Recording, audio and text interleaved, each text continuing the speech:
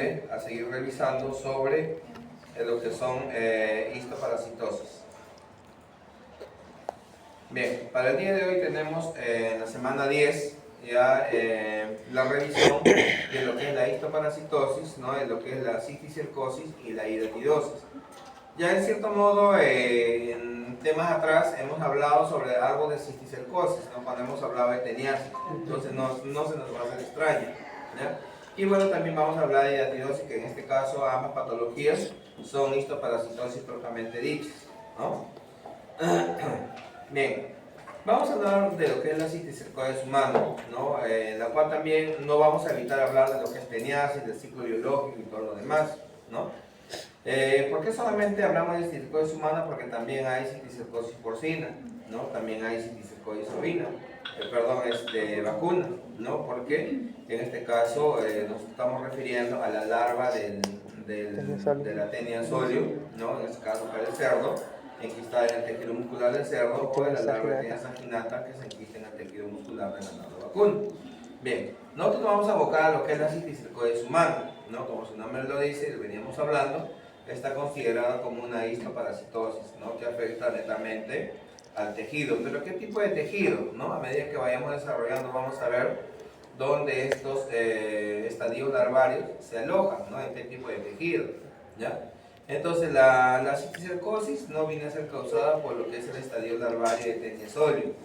¿Cómo se llama ese estadio larvario? Se llama Cisticercus cellulosae. Así se llama la larva que sale ¿de dónde? ¿De dónde sale esta larva? Del huevo. De los huevecillos, ¿no? De los huevecillos. Entonces, como ya sabemos, ¿no? Que salen los huevecillos, entonces tenemos que saber cuál es el agente causal de la cisticercosis y cuál es la fase infectante para la cisticercosis. Son cosas diferentes, ¿cierto? Entonces, si yo le pregunto cuál es la fase infectante, ¿ustedes qué me dirán? Larva. ¿No? Huevo, huevecillo. La fase infectante con la cisticercosis vienen a ser los huevecillos, que es lo que nosotros nos infectamos, ¿no es cierto? Pero el agente causal, ¿quién es? Es la larva la cisticercosis. ¿no? No hay que confundir, hay que saber diferenciar. Entonces, para el caso de la cisticercosis, ¿no? Los seres humanos estamos considerados como huéspedes accidentales, ¿no? Porque de manera accidental nos vamos a infectar, nos vamos a poner en contacto con los huevecillos de Taenia solium, ¿no? Ya sea por diferentes mecanismos, ya sea por el fecalismo, ¿no? Que es contaminación de agua, alimento, o también puede ser por el problema de la autoinfección, ¿no? Habíamos hablado en un primer momento, ¿no? Que un paciente teniásico no puede tener las dos patologías al mismo tiempo, ¿no? Es decir, hacer un cuadro de teniasis y también hacer un cuadro de cisticercosis por el problema de la autoinfección, ¿no? Muy bien. Entonces decimos que la forma infectante, tanto para los seres humanos como para el cerdo, vienen a ser los huevos de Taenia solium, ¿no? Porque el cerdo también se infecta, ¿no? Y cuando el cerdo ingiere los huevecillos de Taenia solium, ¿qué le da? Cisticercosis. Cisticercosis porcina, ¿no? Cisticercosis porcina, porque igual las larvas se van a alojar en el tejido muscular del cerdo, ¿no? El mecanismo de infección, es decir, cómo llegan a nosotros esos huevecillos, ¿no? De qué manera llegan a nosotros esos huevecillos, ¿no? Generalmente llega, ¿no? Si es de manera accidental, a través del fecalismo humano, ¿no? Contaminación de agua, alimentos, o también por el proceso de infección en pacientes que tengan o que estén haciendo cuadro de teniasis, o pacientes que hayan sido contactos de pacientes teniásicos, ¿no? No necesariamente tenemos que tener nosotros, ¿no? Ser paciente teniásico para hacer cisticercosis, sino también ser contacto de un paciente con teniasis, ¿no? Muy bien, bueno, la vía de infección siempre va a ser vía oral. Bien, ¿qué cosa es el cisticerco? Como vemos acá, el cisticerco viene a ser, ¿no? Una estructura que se encuentra dentro de los huevecillos de Taenia solium, ¿no? Acá vemos los huevecillos de Taenia solium, que ya lo reconocemos por la morfología que presenta su borde radiado, ¿no? Entonces, que es diferente en este caso a cualquiera de los huevecillos, ¿no? De otras tenias, ¿no? Sabemos que esta es la forma característica para Taenia solium, para Taenia saginata, ¿no? Bien, dentro de los huevecillos, ¿no? Cuando el huésped se infecta de manera accidental, en ese caso los seres humanos, ¿no? a nivel de la vía digestiva o a la altura del intestino delgado, estos huevecillos van a eclosionar, ¿no? ¿Y qué se va a liberar? Se va a liberar la larva hexacanto, ¿no? Esta larva hexacanto vienen a ser ¿quién? Los Cysticercus celulosae. Ahora, los Cysticercus celulosae pueden ser de dos formas. Pueden ser, en este caso, unicelulares o pueden ser también racemosos, ¿no? De acuerdo a la estructura que presenten, también va a depender la gravedad, ¿no?, de la patología, ¿no?, a consecuencia de la cisticercosis. Bien, habíamos mencionado entonces que el Cysticercus celulosae viene a ser una fase o estadio larvario de la Taenia solium, ¿no?, y es el agente causal de lo que es la cisticercosis humana. ¿Qué cosa viene a ser la cisticercosis humana? ¿No? En este caso, cuando las larvas de Taenia solium, ¿no?, las larvas de Taenia solium se alojan, ¿no?, a nivel de diferentes tejidos, de cualquier parte del organismo, ¿no? Cuando la larva atraviesa la pared intestinal del intestino delgado, atraviesa la pared intestinal y vía sanguínea son llevados a diferentes órganos, ¿no? De preferencia, ¿no?, según la información que se tiene, generalmente se aloja a nivel del tejido cerebral, causando lo que es la neurocisticercosis, ¿no? A nivel del tejido muscular, ¿no?, causando lo que es la cisticercosis musculoesquelético, y también la cisticercosis ocular cuando las larvas se alojan a nivel del tejido ocular. Así también se pueden alojar en otros órganos diferentes, ¿no?, dependiendo donde éstas se puedan establecer. Sin embargo, también vemos, ¿no?, que la neurocisticercosis es una de las patologías más graves o severas que afronta cualquier, cualquier país, ¿no?, la cual constituye un problema de salud pública debido a la baja deficiencia en el control sanitario de la crianza del ganado porcino, ¿no? Ahí está. Entonces, cuando nosotros tenemos que controlar o hacer la intervención, tenemos que trabajar bastante en lo que es la inspección sanitaria en el ganado porcino, ya que esto constituye huéspedes intermediarios, ¿no?, para que podamos tener un paciente teniásico. Si nosotros no tuviéramos pacientes teniásicos, tampoco tendríamos casos de cisticercosis, ¿no es cierto? Entonces el control viene por ahí, controlar en este caso el ganado porcino desde el punto de vista sanitario, y también controlar a los pacientes teniásicos para evitar los casos de cisticercosis, ¿no? Muy bien. Normalmente cuando la larva, ¿no?, de Cysticercus celulosae se aloja a nivel del tejido cerebral, que es una de las formas más graves de cisticercosis que se da, ¿no?, los cuadros son irreversibles, ¿no? Sabemos nosotros que el tejido cerebral viene a ser un tejido en el cual pues no se puede intervenir fácilmente como cualquier otra parte del tejido de otro órgano que nosotros tenemos, ¿no? En este caso, el tejido cerebral, cuando es dañado, ¿no?, por la larva, por el cisticercus, no solamente vamos a ver que la larva se va a alojar en el tejido cerebral, sino que nuestro tejido, ¿no?, el tejido cerebral reacciona, ¿no?, porque la larva constituye un agente extraño, ¿verdad? Entonces, como consecuencia de esa reacción, se va a generar ¿qué cosa? El tejido cerebral lo va a encapsular, ¿no? Va a encapsular a la larva, ¿no? Y por ende, ese proceso de encapsulación va a traer consigo la formación de tejido fibroso alrededor de la larva, ¿no? Es decir, lo va a enquistar, lo va a encerrar. El agrandamiento de ese quiste, ¿no?, de ese cisticerco, porque ya constituye un cisticerco, el agrandamiento va a ejercer, ¿no?, presión interna, ¿no? Daño, va a causar lo que es la obstrucción en los conductos por donde circula el líquido cefalorraquídeo. Va a ejercer presión por donde circula la sangre, es decir, los vasos sanguíneos.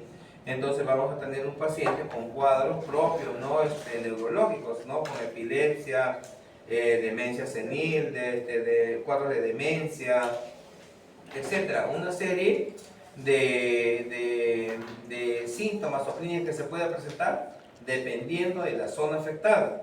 Ya recordemos nosotros que nuestro tejido cerebral o la masa cefálica, ¿no?, cada sector, ¿no?, está relacionado con la parte motriz, ¿no?, la parte desde el punto de vista de sensibilidad de nuestro organismo.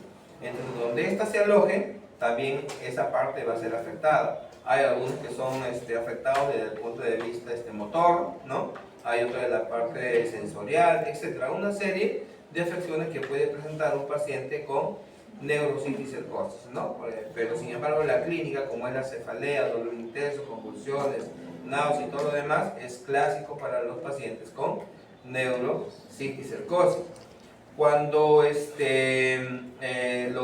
las larvas, ¿no? El cisticerco celulosae se aloja en otros órganos, como les decía, va a causar también otro tipo de patología, como es la cisticercosis al músculo esquelético, ¿no? Y que se puede quedar ahí, ¿no? De repente siendo confundido con algún otro tipo de agente etiológico, como son lipomas o tumores, etcétera, ¿no? O la otra forma grave que se pueda presentar por cisticercosis, que es la cisticercosis ocular, ¿no? Por el alojamiento de la larva a nivel de tejido ocular, la cual vamos a ver más adelante. Entonces el diagnóstico que se tiene que hacer para cada uno de los casos. La prevalencia de la cisticercosis, miren ustedes, la prevalencia va a depender bastante de la relación que exista entre el hombre, ¿no? En este caso el huésped, con el cerdo o con el huésped intermediario. Eso siempre se va a dar, ¿no? Como le estaba indicando anteriormente. Es por eso que tenemos que enfocarnos bastante en el control sanitario de los cerditos, ¿no? Bien, acá vemos lo que es el ciclo biológico, que ya no es desconocido para nosotros porque ya lo hemos revisado anteriormente, ¿no? Un problema de cisticercosis no siempre se va a iniciar si nosotros tenemos un paciente teniásico. Acá tenemos un paciente teniásico, ¿no? Que agrega en este caso la Taenia solium, la forma adulta, ¿no? Esto elimina, ¿no? Los huevecillos o proglótidos grávidos. En una primera instancia, el cerdo se puede infectar cuando ingiere estos huevecillos. Ya hemos dicho, ¿no? Que el cerdo se infecta y ¿qué cosa le va a dar? Le va a dar cisticercosis porcina, porque la larva también se libera a nivel de su vía digestiva y se va a alojar en el tejido muscular. De esta manera nosotros nos infectamos para tener un paciente teniásico, ¿no? La otra patología que se da por el caso de Taenia solium es que si los seres humanos ingieren directamente los huevecillos con los mecanismos de transmisión que ya hemos mencionado anteriormente, ¿no?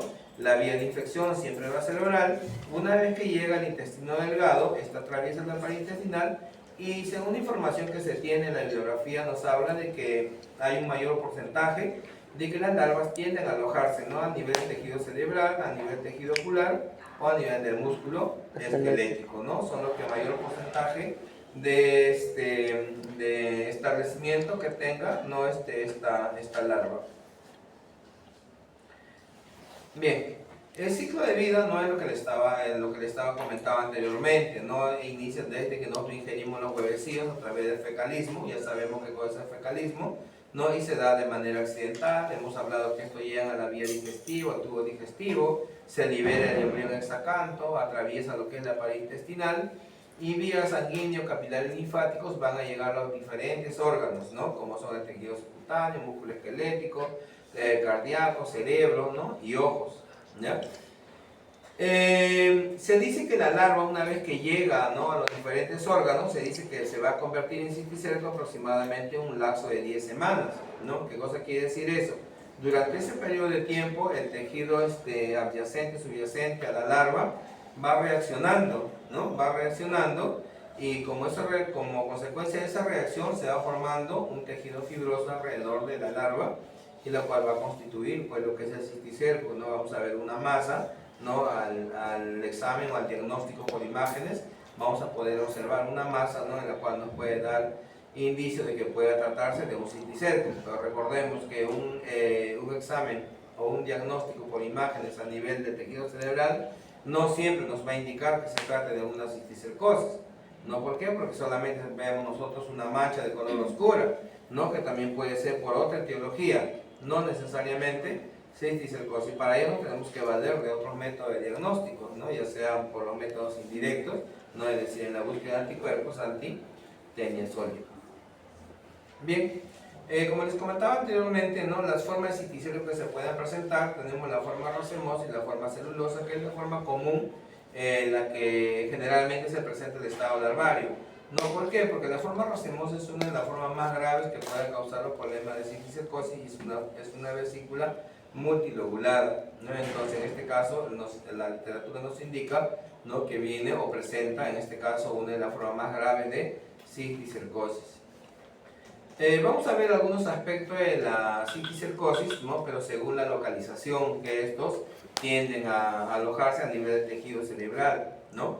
Por ejemplo, los cisticercos parenquimatosos, ¿no? Cuando ingresan las larvas, ¿no? Tienden a alojarse en esta zona del parénquima. ¿Por qué? Porque en esta zona encuentran mayor vascularización o irrigación del tejido, ¿no? Por parte, en este caso, del tejido sanguíneo. Es como, por ejemplo, ¿no? Cuando nos infectamos con Mycobacterium tuberculosis, ¿no? La bacteria, ¿dónde tiende a alojarse? Al pulmón. En el pulmón. ¿En qué zona del pulmón? Alveolos. ¿No? Los alveolos. ¿En qué parte? Los alveolos. Alveolos. ¿Alveolos? No, los alveolos. ¿En qué parte del pulmón se aloja el Mycobacterium? El Mycobacterium también busca la zona más oxigenada del pulmón, ¿no? Que se dice que está en la parte apical del pulmón derecho, ¿no? Entonces ahí, o sea, la literatura menciona que esa es la zona de predilección del Mycobacterium, pero no siempre es así porque también puede alojarse en otro, pero según las estadísticas que se tiene, digamos de 100 pacientes evaluados, 80 presentan la localización en esa zona de la parte apical del pulmón, ¿no? Derecho. Bien, igualito sucede acá también, este cisticerco parenquimatoso tiende a alojarse mayormente en la corteza, no en la área donde hay gran vascularización o irrigación sanguínea. También tenemos los cisticercos subaracnoideos, ¿no? En este caso se ubican en los surcos corticales, ¿no? Donde están en este caso las reservas, ¿no? Las cisternas de líquido cefalorraquídeo. También tenemos cisticercos ventriculares, ¿no? Que están relacionados con los ventrículos cerebrales, ¿no? O que pueden estar flotando o adheridos ahí, ¿no? En estas cavidades ventriculares. También tenemos los cisticercos espinales que se localizan, ¿no? En el espacio subaracnoideo, ¿no? Del parénquima medular. Vemos acá lo que es un cisticerco, ¿no? Como vemos acá la larva, ¿no? Está encerrada, ¿no? A través del tejido fibroso. Cuando una larva de cisticerco se aloja a nivel del tejido cerebral, esta larva puede permanecer viable por bastante tiempo, ¿no? En este caso, generándose lo que es el tejido fibroso alrededor. Pero sin embargo, nuestro organismo, como consecuencia de la reacción del sistema inmunitario, tiende también a neutralizar la larva, ¿no? ¿Qué cosa quiere decir? Que la larva en este caso tiende a morir, ¿no? Y cuando la larva muere, ¿no? Cuando la larva muere, según se tiene la información, la larva muere, el tejido reacciona con mucha más severidad que cuando la larva está viva. ¿Qué cosa quiere decir eso?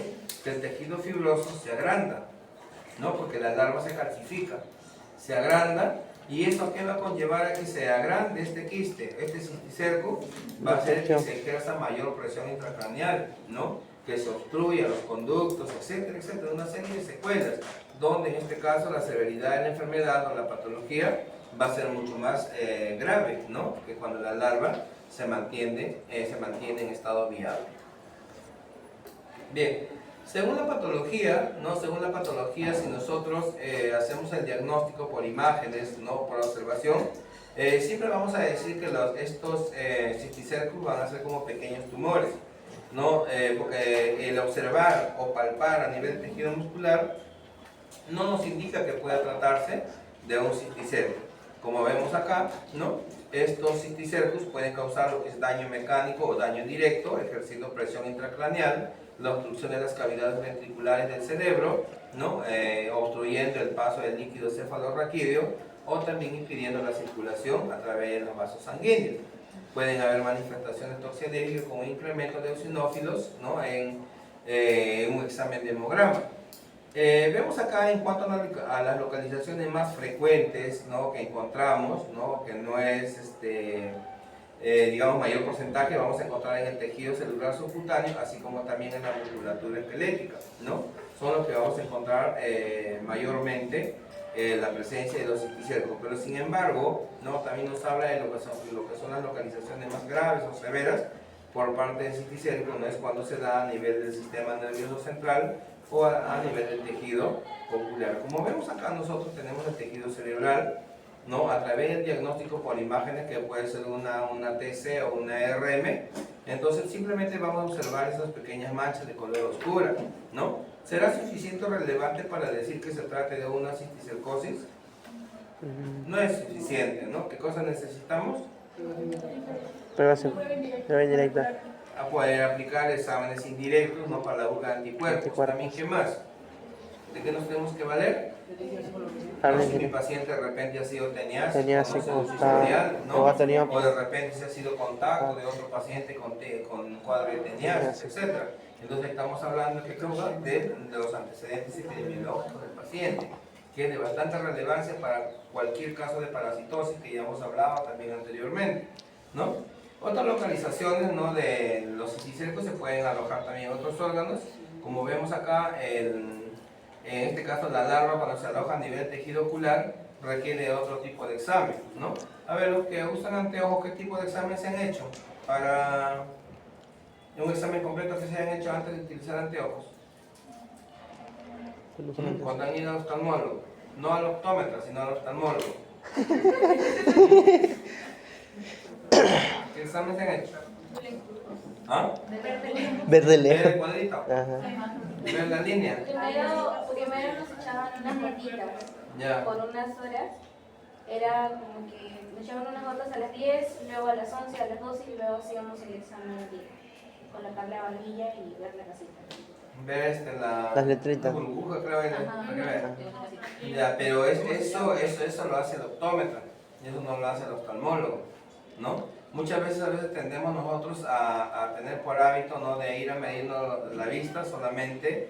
Hay un montón de casas que te ofrecen medidas de la vista, ¿no? Pero son, digamos, es como que el técnico me prepara a mí los medios de cultivos, pero no sabe el fundamento. ¿Quién sabe el fundamento de los medios de cultivos? Somos nosotros, ¿no? Entonces, siempre la medida de la vista, quien está bastante relacionado, ¿no?, con cualquier patología que se pueda presentar a nivel del tejido ocular, porque no es solamente ponerse sobre la lente por ponerse, es el médico oftalmólogo. Entonces siempre, ¿no?, antes de utilizar un anteojo, siempre te hace un examen de fondo de ojo, ¿no? ¿Han escuchado hablar? Me imagino que se habrán hecho, ¿no?, los que usan anteojos. Antes de ponerte los lentes o indicarte los lentes, te hacen un examen de fondo de ojo, ¿no?, para ver cualquier alteración, ya sea nerviosa o parasitaria, de irrigación, no sé, ¿no?, cualquier patología que puedas tener tú, porque el usar los lentes de repente puede agravar el cuadro, ¿no? Entonces por eso se hace lo que es el examen de fondo de ojo, ¿sí? Muy bien, bien. También vamos a ver, ¿no?, lo que es a veces la localización a simple vista de los cisticercos cuando se aloja a nivel del tejido muscular, ¿no?, como en este caso, ¿no?, en la lengua, ¿no?, también a nivel del tejido subcutáneo, ¿ya?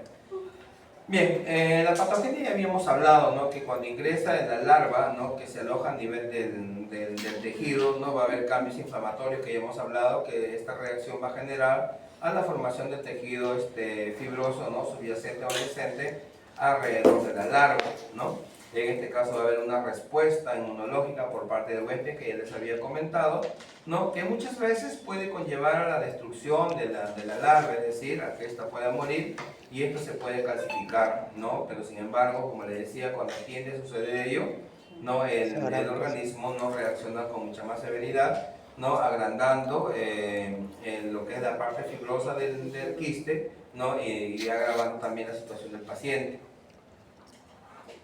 Bien, como otras parasitosis, ¿no?, nos indica que el daño que pueda presentarse, así como la sintomatología que pueda presentar el paciente respecto a lo que es la cisticercosis humana, va a depender bastante de la localización y el número de larvas, ¿no? Eso ya lo hemos hablado también para otra parasitosis. Porque no va a ser lo mismo, ¿no?, de que Juan presente cisticercus en el músculo esquelético a que Raúl presente cisticercus en el tejido cerebral, ¿no? Entonces, ¿para quién va a ser el daño más severo? Cerebral. Para el que tiene alojado a nivel tejido cerebral. Y va a ser lo mismo también para el número de larvas. Igualito, uno se puede infectar con uno y el otro se puede infectar con más de uno. Entonces, que están infectados con más de uno, pues el daño va a ser más severo, ¿no? Bien.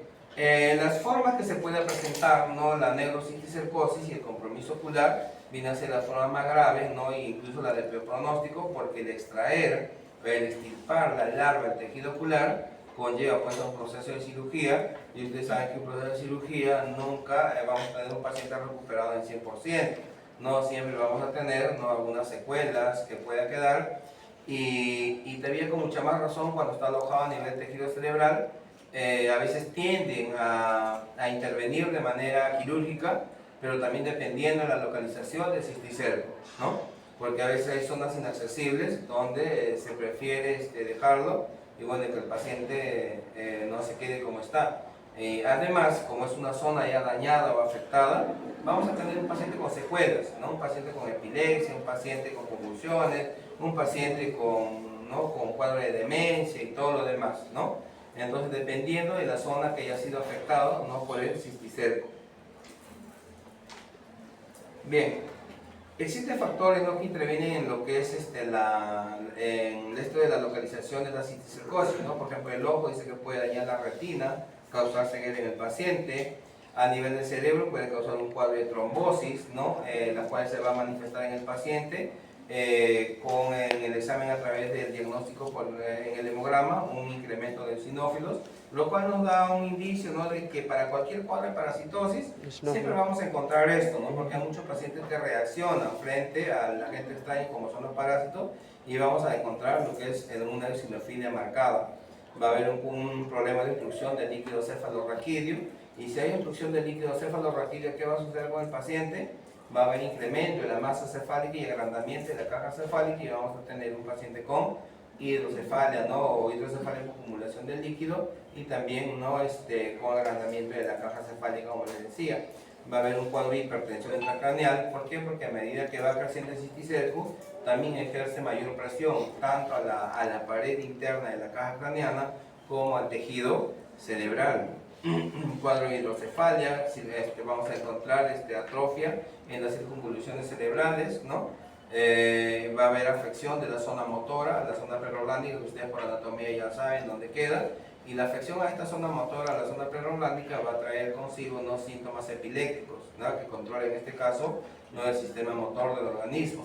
Tenemos la región postrolándica, en este caso, que altera lo que es la parte de la sensibilidad, ¿no? Y en este caso también aquí óptico, que puede terminar con cuadro de ceguera en nuestros pacientes.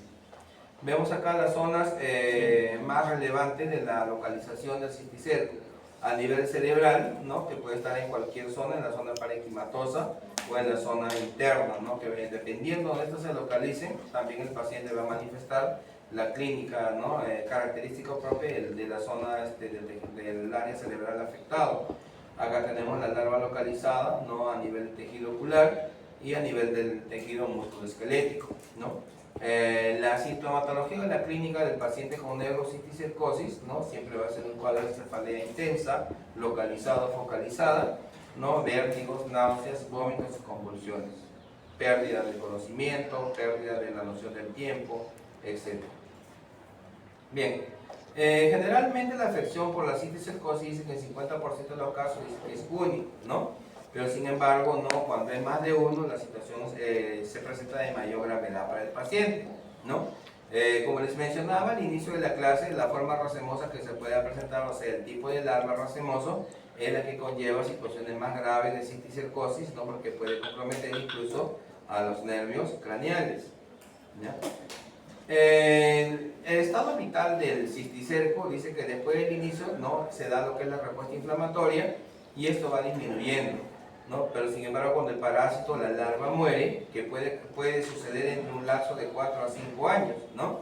La respuesta inflamatoria se reactiva. ¿Por qué? Porque la larva se va a calcificar, ¿no? Se va a calcificar, y ello va a llevar como consecuencia, ¿no? Al agrandamiento, al agravamiento del paciente, con un cuadro de reacción alérgica también.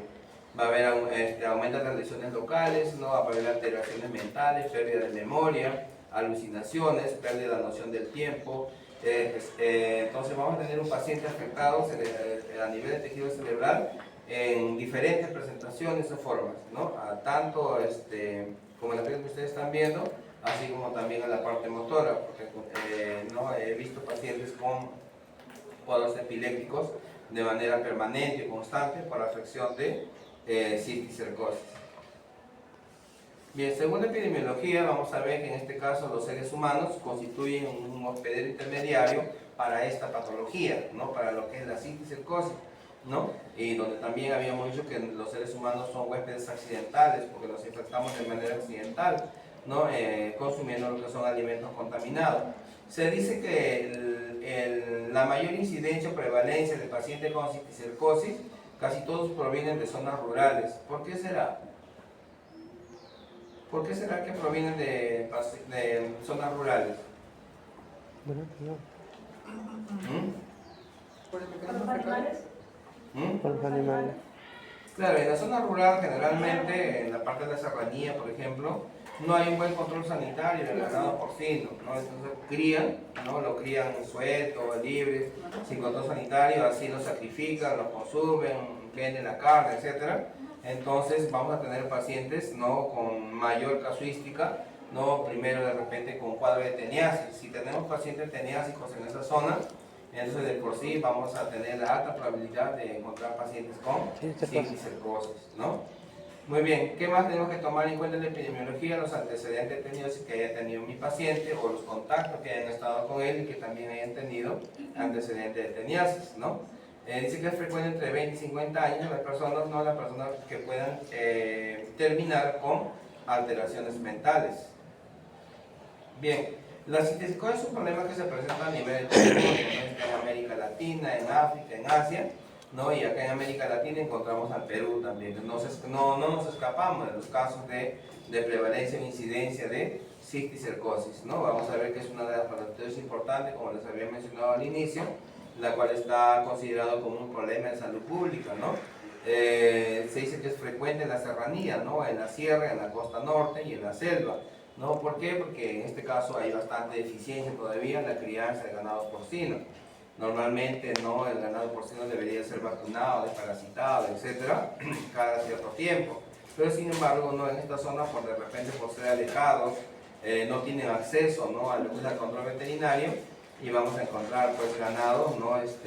Con estos cuadros de parasitosis. La prevención de la cisticercosis, ¿no? ¿Cómo vamos a ver cómo prevenir? Después de todo lo que hemos hablado, ¿qué es lo que tendrían que hacer ustedes para prevenir la cisticercosis? ¿Letrinas? Instalar las letrinas, ¿no? Para evitar que los pacientes con teniasis puedan dispersar, ¿no? A través de las heces, ¿no? Los huevos de tenia sólida. ¿Qué más?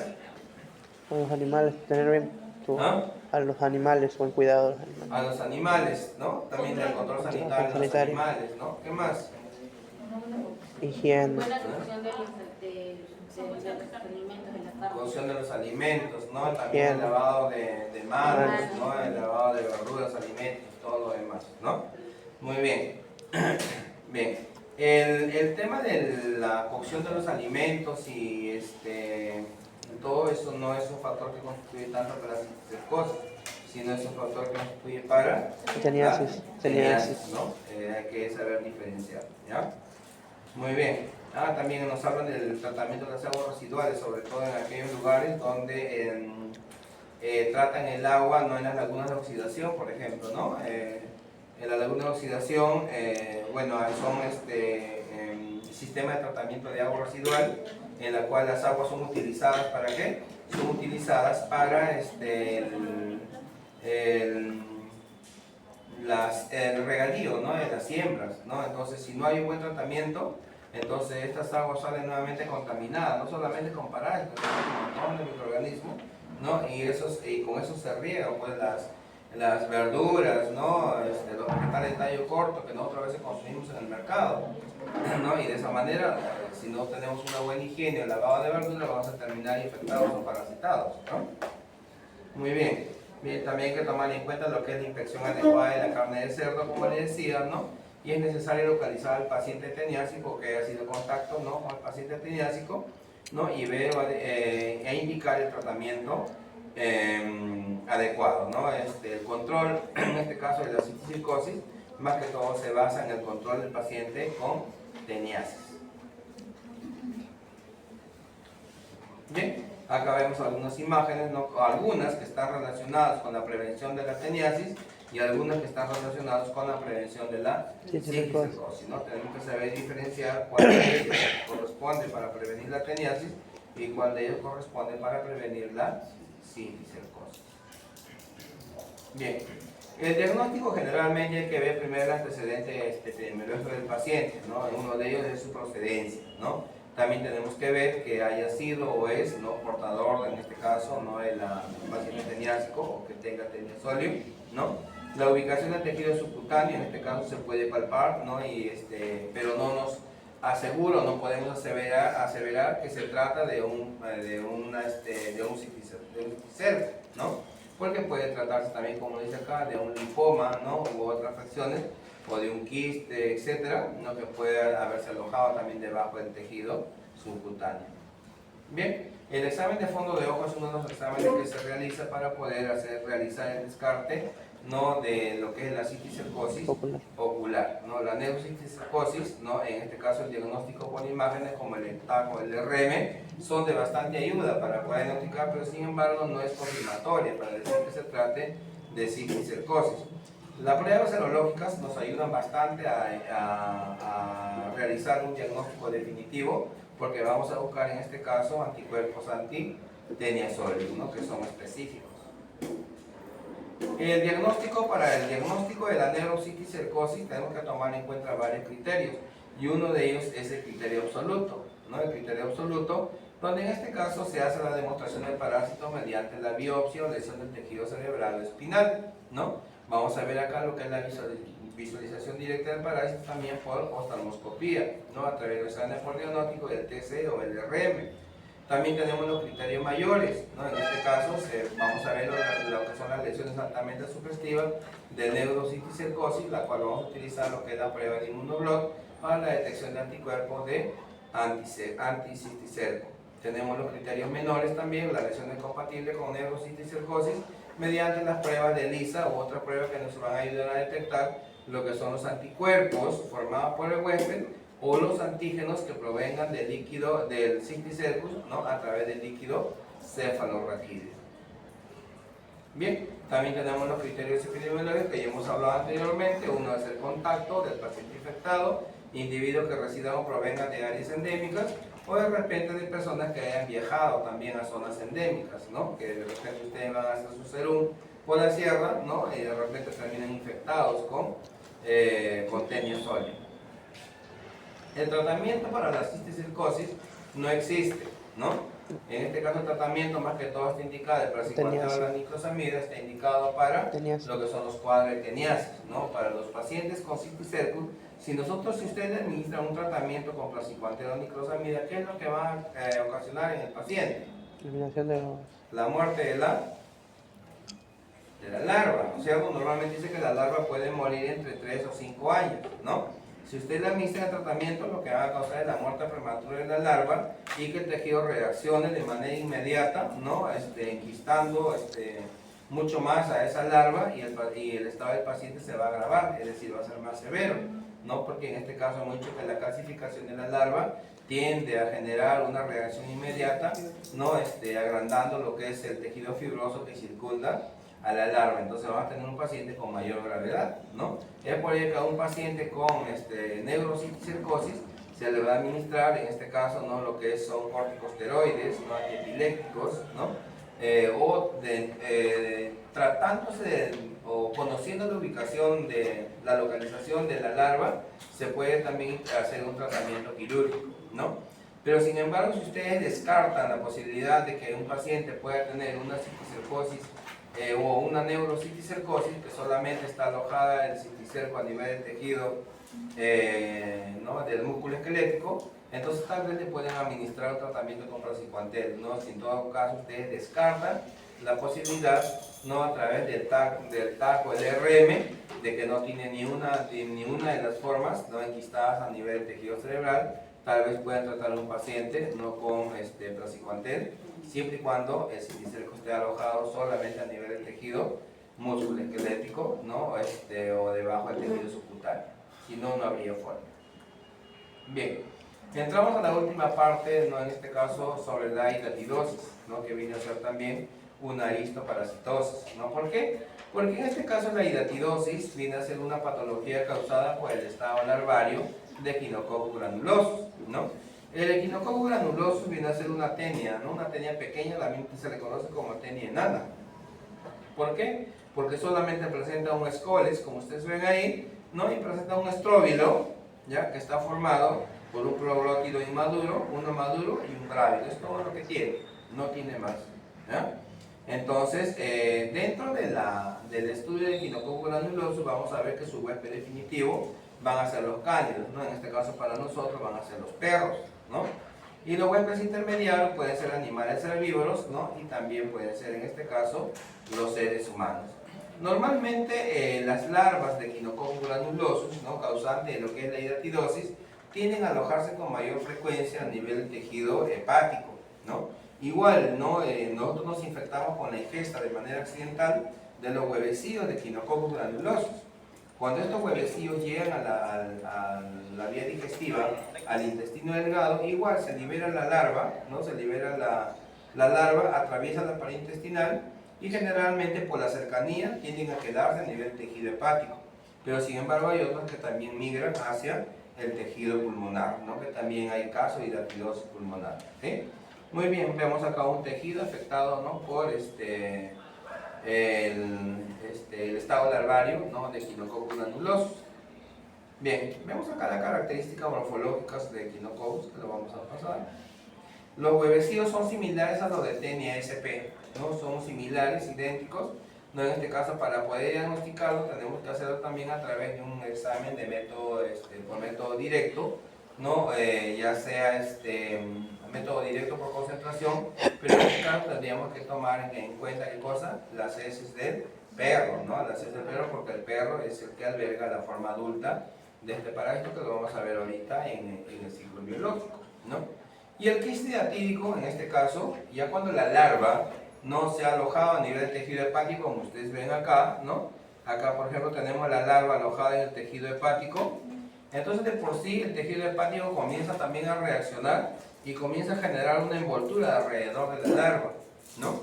Esta envoltura que ustedes ven va creciendo poco a poco y eso es lo que constituye un quiste diatídico, ¿no? ¿Qué cosa quiere decir? Que el mismo tejido hepático genera también alrededor de la larva un tejido fibroso que lo envuelve, no lo encapsula, y eso viene a ser lo que es un quiste o el quiste hidatídico, ¿no?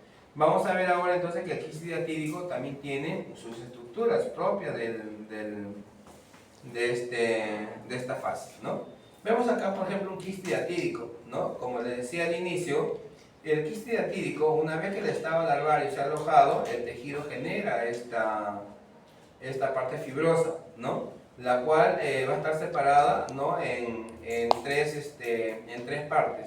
Lo que viene a ser una capa adventicia, la capa más externa es la capa adventicia, que es la que está en contacto con el tejido hepático, ¿no? Con el tejido pulmonar. Luego tenemos la capa intermedia cutícula, ¿no? La cual es ambas, tanto la adventicia como la cuticular, son acelulares, es decir, carecen de células, solamente son tejido, ¿no? Y por último tenemos la capa interna, ¿no? Tenemos la capa interna también conocida como capa germinativa, ¿no? Esta sí es celular, es decir, que está formada por células, a partir de la cual se van a formar nuevos escoles, nuevas vesículas, ¿no? Y nuevas estructuras que forman parte del quiste diatídico. Entonces, si esto es un quiste diatídico, que es lo que estamos viendo acá, miren ustedes acá, ¿no? Acá lo vemos encerrado, ¿ya? Entonces, si esto es un quiste diatídico, ya, si nosotros hacemos un corte transversal, ¿qué es lo que vamos a ver dentro del quiste diatídico? ¿Qué es lo que vamos a encontrar? Líquido hidatídico, ¿no hay? Vesículas. Todos estos constituyen lo que es la arenilla hidatídica, ¿no? Así se conoce como arenilla hidatídica. Entonces, si yo le pregunto cómo está constituida la arenilla hidatídica, ustedes me dirán, ¿no? Por escolis y vesículas, vesículas y suelta y todo lo demás, ¿ya? Es por ello que cuando un quiste hidatídico, como ustedes ven acá, de cualquier paciente, puede llegar a romperse, ¿no? Esto se puede romper por cualquier trauma, ¿no? Golpe, incluso la literatura nos menciona que por el accionar de la tos, ¿no? Que el paciente pueda toser de manera constante, también se puede romper, ¿no? Entonces, si se rompe este quiste hidatídico, miren ustedes, todo este contenido va a caer ¿hacia dónde? ¿Hacia dónde caerá? Hacia la cavidad. Hacia la cavidad. ¿En qué cavidad está el sistema digestivo? ¿En qué cavidad? ¿No? ¿No saben? ¿Llevan o no llevan anatomía ustedes? ¿En qué cavidad está? ¿No? ¿Cuántas cavidades tiene el cuerpo humano? ¿Tampoco? A regresar. ¿Me lleva anatomía con el doctor Anino o con Cariona? Con el doctor Aldo. Alto. Con el doctor Aldo. Flores. Aldo. Con Aldo. ¿Y cómo no vas a ver las cavidades del cuerpo humano?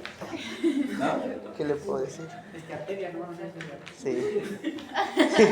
Literal. Bueno, ahí se lo dejo para que repasen cuando vayan al examen del ENAN a ver cómo sale.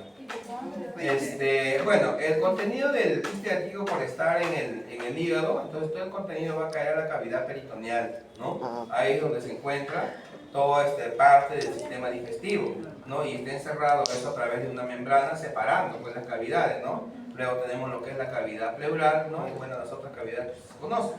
Bueno, y la cual, todo este contenido del quiste diatídico puede caer en la cavidad peritoneal, ¿no? Entonces, ¿qué es lo que va a suceder en un paciente afectado por la contaminación del contenido del quiste diatídico?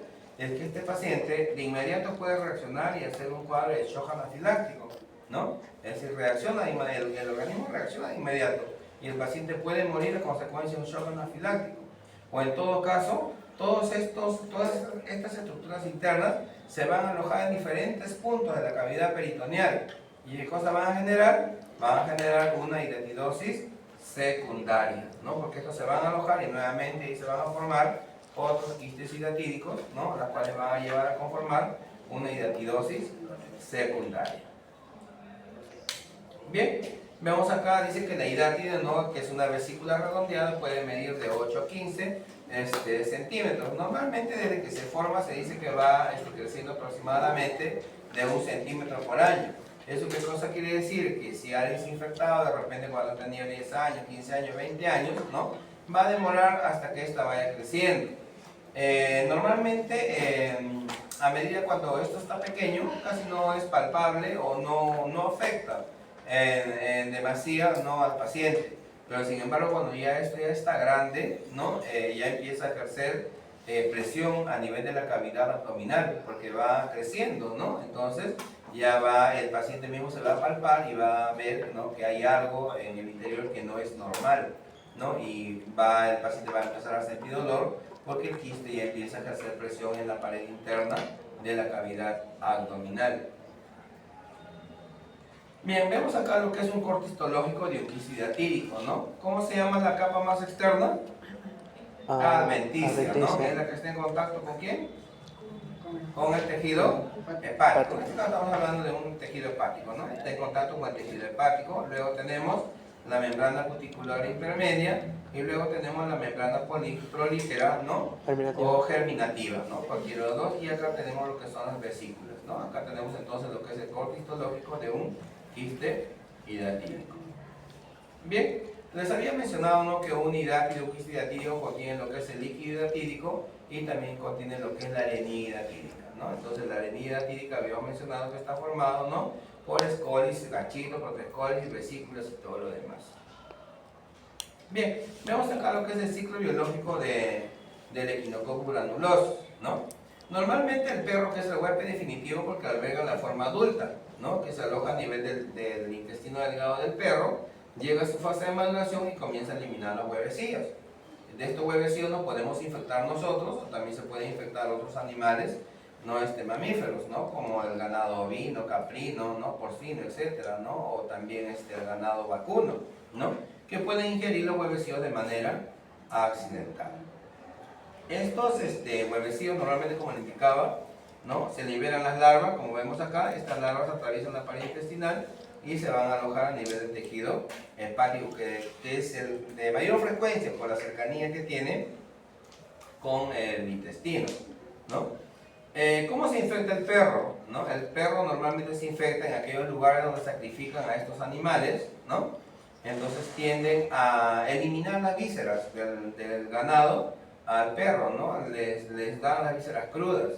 Entonces cuando el perro, ¿no? Ingiere estas vísceras crudas, se está comiendo un quiste hidatídico, ¿no? Ellos no ven la diferencia si puede ser o no ser un quiste hidatídico. Entonces de esa manera se van a infectar con estos escolis y protoescolis y todo lo demás, lo que contenga el quiste hidatídico, ¿no? Y estos se van a alojar a nivel de la mucosa del intestino delgado del perro. Y así el ciclo se repite, ¿no? Entonces, cuando en este caso, ¿no? el perro que alberga a la forma adulta, ¿no? Entonces el perro hace el cuadro de lo que es el equinococosis, ¿no? Y los seres humanos, en este caso, hacemos lo que es hidatidosis, ¿no? Por el alojamiento del quiste a nivel del tejido. Bien, ya hemos hablado sobre el ciclo de vida que le estaba explicando. Luego acá también corresponde la parte del ciclo biológico, ya para que lo lea. Bien, en la parte de la hidatidosis, como les decía, ¿no? Su desarrollo, ¿no? Evolutivo aproximadamente de 1 centímetro por año, ¿no?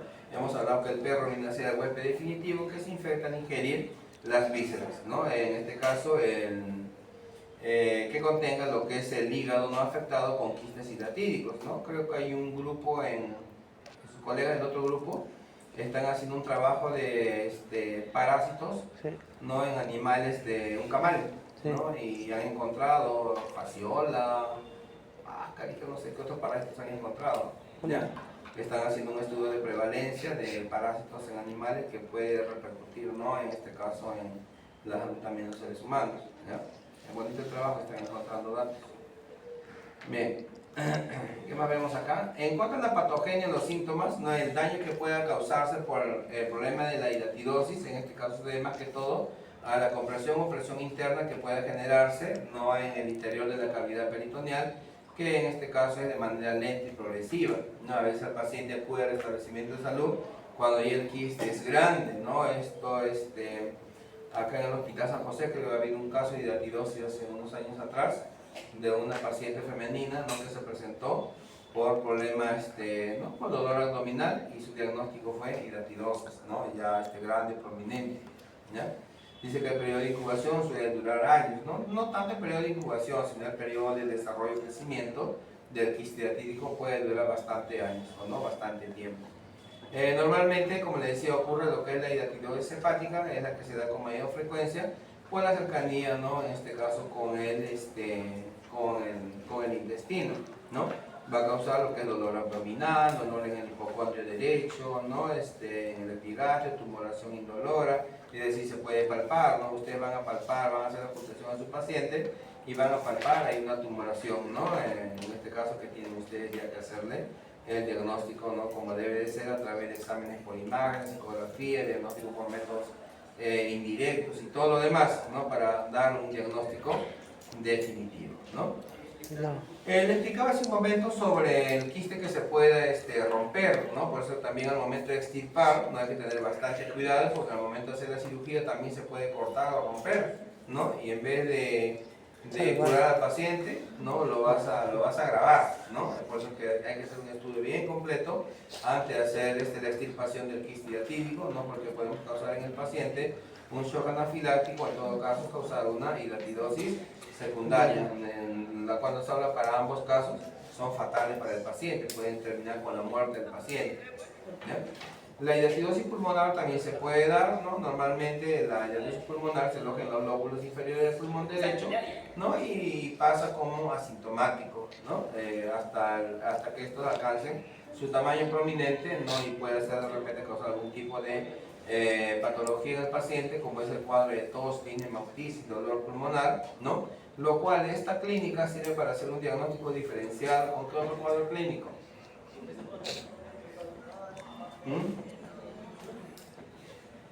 ¿Con qué otro cuadro clínico podemos hacer un diagnóstico diferencial? TBC. Con TB, ¿qué más? Con TB, ajá. ¿Qué más? Asma. A ver, ¿cuánto podemos hablar sobre tos, hemoptisis y en otras parasitosis? Síndrome de López, ¿no? En este caso por algunos nematodes, ¿no? Como estrofiloides, ascaris, etc., ¿no? Y a ver, entonces eso no se deben olvidar, ¿ya? Eso no se deben olvidar. Bien, vemos acá la epidemiología, como le indicaba, ¿no? El perro normalmente tiene que infectarse, ¿no? Por el consumo de las vísceras, ¿no? Crudas que les dan, ¿no? Sobre todo en los lugares, digamos, donde desconocen, ¿no? La gravedad del problema, ¿ya? También tenemos por hábitos acá en la costa, ¿no? De sacar a nuestros perritos al parque, ¿no? En la mañana o domingos o feriados, ¿no? Que aprovechamos el día para sacarlo y que puedan salir a darse una vuelta y de pasada defecan o orinan en los parques, ¿no? Y luego quienes están en contacto con los parques son los niños, ¿no? O personas de tercera edad, etcétera, que acuden a estas áreas de recreación y de esa manera también se pueden infectar de manera accidental, siempre y cuando tengamos un perrito, ¿no? Con infectado por Echinococcus granulosus. Bien, hablamos de una zoonosis, ¿no? En este caso el Echinococcus granulosus constituye una zoonosis. Existen otras especies de Echinococcus, ¿no? Como son el Echinococcus multilocularis y el Echinococcus boheli, ¿no? Ya hemos hablado sobre el Echinococcus granulosus. El multilocularis en este caso causa lo que es un quiste atídico multilocular. Normalmente el quiste atídico es unilocular, ¿no? Que es el que encontramos de manera frecuente, pero sin embargo el multilocularis, ¿no? Causa una hidátide multilocular, es decir, digamos, como si fuera un racimo de uvas, ¿no? Es muy diferente, ¿ya? Muy bien. También tenemos en este caso que este multilocularis lo vamos a encontrar en el hemisferio norte con mayor frecuencia, ¿ya? El Echinococcus boheli, que es otra especie que también causa hidatidosis, en este caso la larva, ¿no? Causa lo que es una hidatidosis poliquística, ¿no? En la región neotropical, es decir, casi no es frecuente para nuestras zonas. El diagnóstico se puede hacer mediante el examen directo, ¿no? ¿A quién le haremos el examen directo? Al perro, ¿no? Al perro, correctar la heces del perro para buscar ahí los huevecillos, que son muy similares a los huevos de Tenesolium, ¿no? En este caso también hay que ver lo que es ¿haremos una biopsia? ¿Le haremos una biopsia al paciente? No. ¿Ah? ¿Por qué? Porque vamos a dañar el... Claro, pueden reventar el quiste, ¿no? Entonces lo que van a hacer es el vaciado del quiste, por eso no se hace la biopsia. Entonces pues dice, no se debe de punzar el quiste, ¿no? Con el riesgo de que pueda causar en el paciente shock anafiláctico o hidatidosis secundaria. Para este caso hay que hacer el diagnóstico por métodos indirectos, es decir, la búsqueda de anticuerpos anti-Echinococcus granulosus, ¿no? Con la técnica de ELISA, aglutinación o otras pruebas, ¿no? En este caso, la prueba de Casoni, que es una reacción de hipersensibilidad tardía muy parecida a lo que es el PPD u otras pruebas, ¿no? De reacción cutánica. Los métodos radiológicos que nos ayudan ahí bastante, pero sin embargo no nos indican exactamente que puede tratarse de una hidatidosis. Es por eso que debemos complementar los diferentes métodos de diagnóstico para poder llegar a la conclusión y dar un diagnóstico definitivo, ¿no? Sobre una parasitosis determinada. Bien, tenemos acá las conclusiones de ambas histoparasitosis, ¿ya? Y con eso terminamos. ¿Preguntas? ¿Consultas? ¿Todo claro? Sí. ¿Todo claro?